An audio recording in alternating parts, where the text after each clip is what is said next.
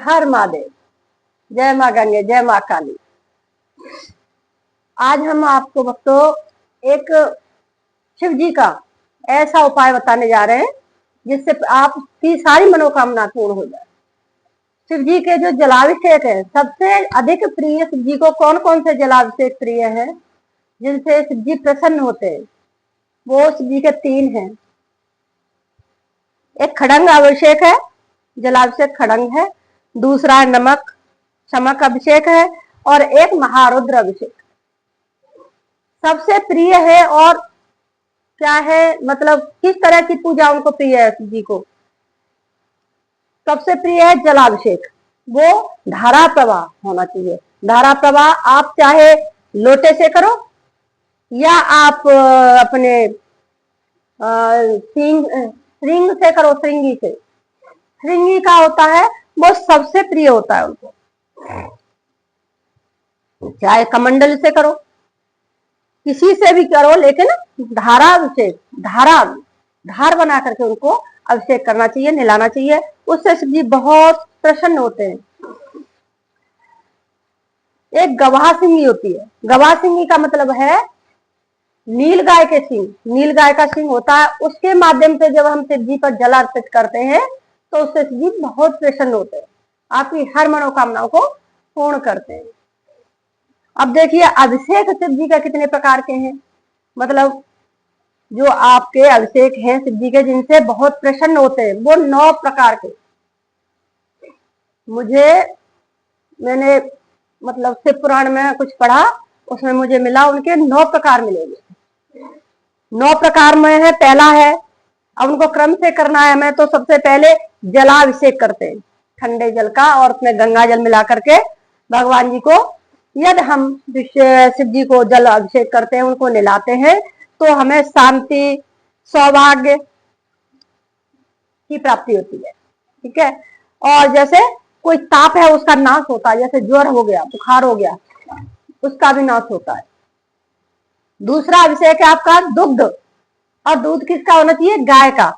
गाय का दूध होता है, उससे हमें जलाभिषेक करना चाहिए। मतलब अभिषेक गुरु भगवान शिव का करना चाहिए, उससे हमारा स्वास्थ्य अच्छा होता है और हमें योग्य संतान की प्राप्ति होती है।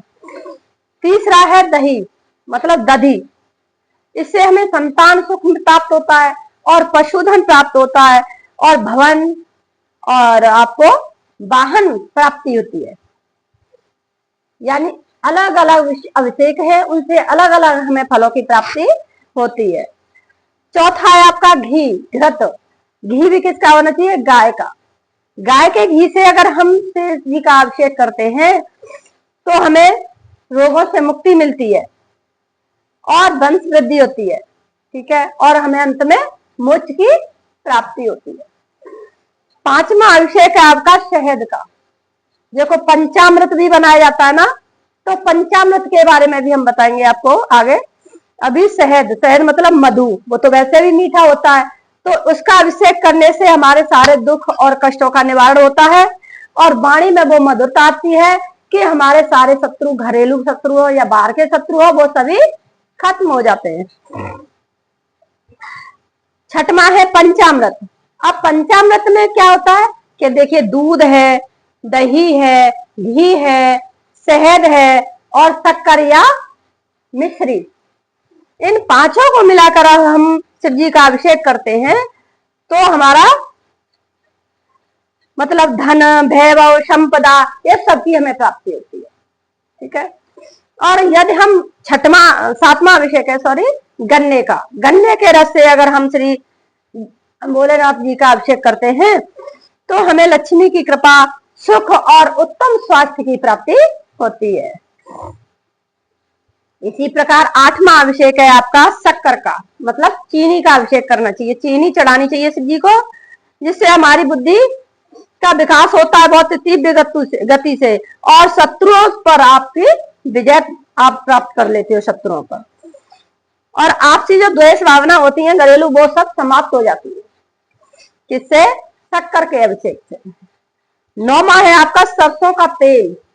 देखिए जब हम शिव जी का अभिषेक सरसों के तेल से करते हैं तो शत्रु बाधा, ग्रह बाधा, बाहरी बाधा और आपकी जो भी परेशानियां हैं घर की, वो सारी खत्म हो जाती है। तो हमें इन अभिषेकों के माध्यम से जो करना चाहता है, जो शिव जी की आराधना साधना करना चाहते हैं, तो इन अभिषेकों के क्रम वाइज अगर आपको कर रहे हैं, तो आपको बहुत जल्दी शिव जी की कृपा और शिव जी की साधना में बहुत तुम्हें अच्छा विकास मिलेगा। देखिए, मतलब बहुत जल्दी शीघ्र से शीघ्र आपको सिद्धियां मिल जाएंगी शिव जी की। और आप जानते हो कि शिव जी तो महाकाल है ना, तीनों लोकों में वही अनंत है, उनका कोई अंत नहीं है। और शिव जी से बड़ा भी यहाँ कुछ नहीं है। शिव जी सब कुछ करने वाले हैं, काल और महाकाली दोनों ही संसार के रचयिता और विनाशक और संसार को चलाने वाले।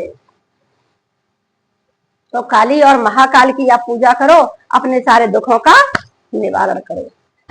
जय महाकाल, जय हर हर महादेव, जय